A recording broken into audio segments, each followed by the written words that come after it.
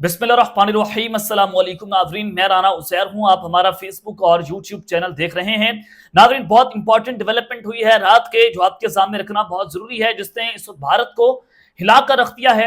और ये जो डेवलपमेंट है, कल आपने एशिया कप का मैच भी देखा और उससे ही आपको एक चीज़ बड़ी वाज़ेह हुई कि भारत एक तो फ्रस्ट्रेशन का शिकार है और दूसरा ये कि भारत के ऊपर जंगी जुनून सवार है। ऑपरेशन बुनियाल मरसूस में जब पाकिस्तान ने भारत के 6 हथियारे मार गिराए, उसके बाद पूरे का पूरा भारत हिला हुआ है कि कहीं ना कहीं हम पाकिस्तान से बदला ले लें।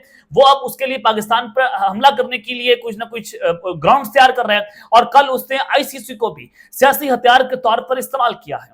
अब मैं आपको जो खबर देने जा रहा हूं कि पाकिस्तान की फौज ने वो कर दिखाया जो आज तक किसी ने नहीं किया, कि भारतीय फौज जो है वो सोती रही है और पलक झपकते पाकिस्तान की फौज ने अब जो अटैक कर दिया है भारत के ऊपर। रात की जो खबर आ रही है कि एलओसी का वहां जो है वो गर्म हुआ है और अब की बार, पिछली बार J-10C के चर्चे थे कि पाकिस्तान ने उसका इस्तेमाल किया।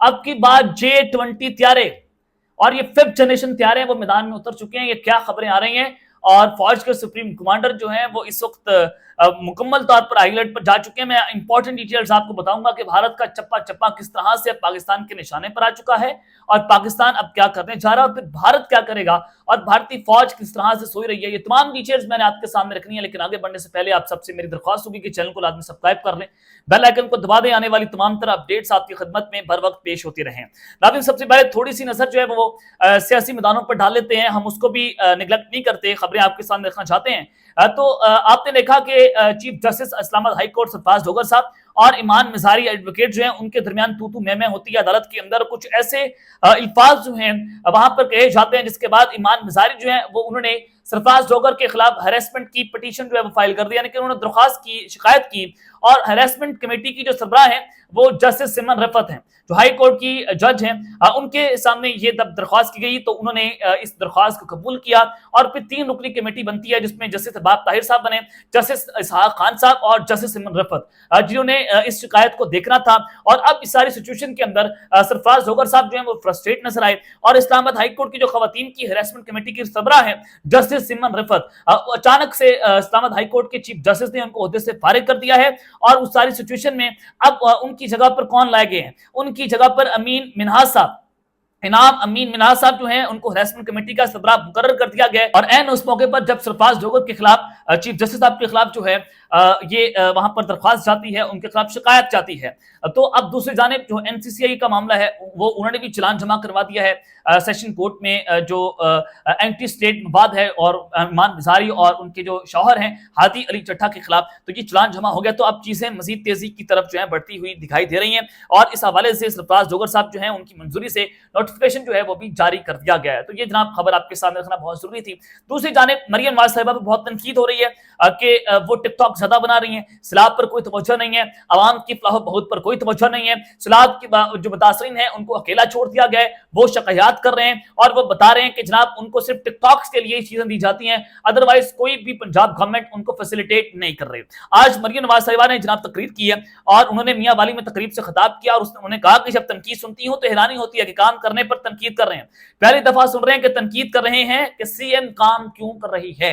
ये मरियम नवाज साहिबा खुद ही अपनी तारीफ कर रही हैं। तारीफ तो वो होती है जो आप कोई और करे, यानी कि जब कोरोना आया था, कोविड शुरू हुआ तो इमरान खान की पॉलिसीज को दुनिया भर ने अपने कोर्सेज के अंदर पढ़ाया। अमेरिका, वर्ल्ड बैंक को, दुनिया के बहुत बड़े इदारों ने इमरान खान की कोविड पॉलिसी को सराहा था। तो तारीफ तो वो थी, तारीफ तो दुनिया करे, तारीफ तो आपको दुश्मन करे, लेकिन मरियम नवाज साहिबा तो अपनी तारीफ जो है वो खुद करती चली जा रही है। फिदा मुतासरीन के लोग शिकायत कर रहे हैं, मरियम नवाज साहिबा कह रही हैं कि मैं काम कर रही हूँ।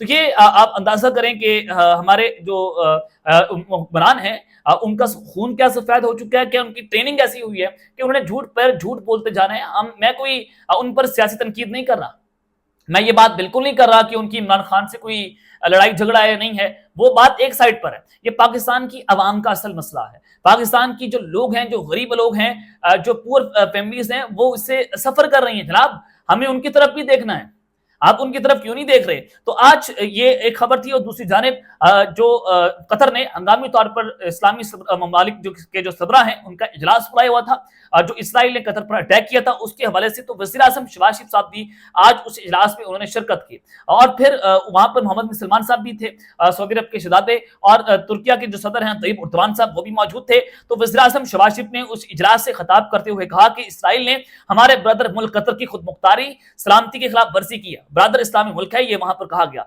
जंगी जराइम पर इसराइल को कटहरे में लाना होगा, इकदाम ना किए गए तो तारीफ माफ नहीं करेगी।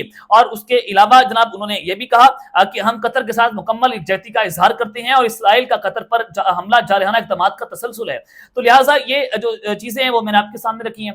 यहाँ पर नजर आता है कि पाकिस्तान ने एक तो अपने J-17 जो त्यारे हैं, थंडर त्यारे, वो दोहा भेजे, और ये सिर्फ कर्टिसी के लिए थे और दिखाने के लिए कि हम कतर के साथ खड़े हुए हैं। वो ये नहीं कि वो इसराइल पर अटैक करने जा रहे हैं, लेकिन बताया गया कि पाकिस्तान इस जंग के अंदर जो है वो कतर के साथ खड़ा हुआ है। और बाकी मुस्लिम ममालिक जो है वो भी इस वक्त कतर की हमायत में खुलकर सामने आ चुके हैं। मोहम्मद बिन सलमान की स्टेटमेंट्स और दीगर जो तय्यब उर्दवान की स्टेटमेंट्स वो भी मैंने आपके सामने रखी थी। अब मामला जो है वो बहुत आगे जा चुका है। अब मैं जब आपको कह रहा हूं कि भारत का चप्पा चप्पा पाकिस्तान के निशाने पर है, LOC का महाज गर्म हो चुका है। अब की बार J-10C के बाद J-20 त्यारे जो है मैदान में उतरने जा रहे हैं। ये जनाब मामला क्या है? खबर यह थी कि भारत मुकम्मल तौर पर तैयारियां कर रहे हैं, भारत किसी भी वक्त पाकिस्तान पर अटैक कर सकता है। उसके लिए बातें हैं, कल उनका जो एशिया कप का मैच था उसमें भी आपने देख लिया कि जिस तरह से भारतीय क्रिकेट टीम से जो फ्रस्ट्रेशन वो शिकार थे, और उनको लग रहा था कि वो एक हारी हुई टीम है। मैं ये नहीं कह रहा कि कल उन्होंने अच्छा प्ले किया, अच्छा खेले, पाकिस्तान की टीम बहुत बुरा खेली, उस पर बात नहीं हो रही। कल ऐसा लग रहा था कि एक हारे हुई मुल्क की टीम जो है वो बात कर रही है।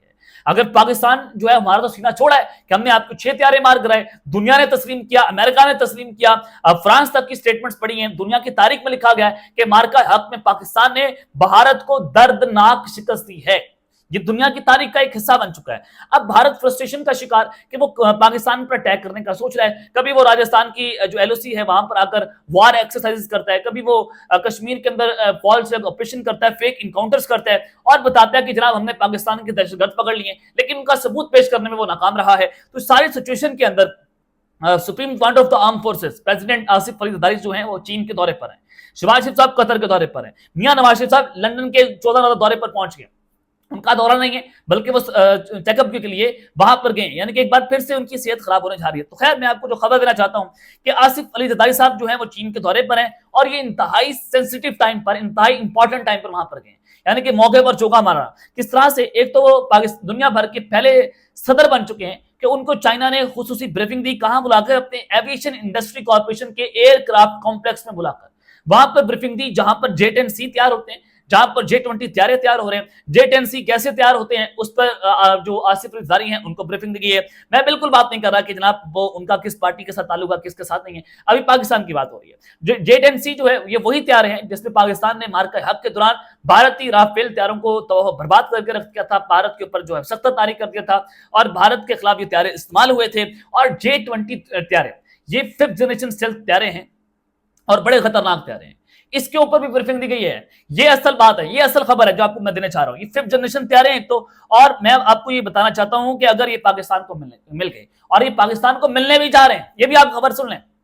और इसी वजह से प्रेसिडेंट आसिफ अली जरदारी साहब को ब्रीफिंग दी गई है कि J-20 त्यारे कैसे इस्तेमाल होते हैं और कैसे तैयार होते हैं। और अब अगर J-20 त्यारे पाकिस्तान को ब्रीफिंग क्यों दी गई है, आप डॉट से डॉट्स कनेक्ट करें ना। कोई एक मुल्क जो है वो क्यों अपनी इस तरह की शेयरिंग करेगा, डिफेंस शेयरिंग वो क्यों करेगा, सवाल है। अब सवाल ये है, उसका जवाब बड़ा सादा सा है कि अगर पाकिस्तान के साथ ये डिफेंस शेयरिंग की गई है तो इसका मतलब ये है कि पाकिस्तान को भी ये J-20 जो त्यारे हैं वो मिलने जा रहे हैं। और ये ऐसे त्यारे हैं जो रडार सिस्टम के ऊपर भी डिटेक्ट नहीं होते। जब ताइवान का मामला चला और अभी हाल ही के अंदर चाइना ने अपने जो त्यारे ताइवान की फजाई हदूद में दाखिल किए थे और ये पूरा अर्ज से भी ऊपर प्रवास करते हैं, और जब ये ऊपर चले जाएं तो डेफिनेटली इसको कोई दुनिया का कोई भी डिफेंस सिस्टम जो है वो डिटेक्ट नहीं कर सकता।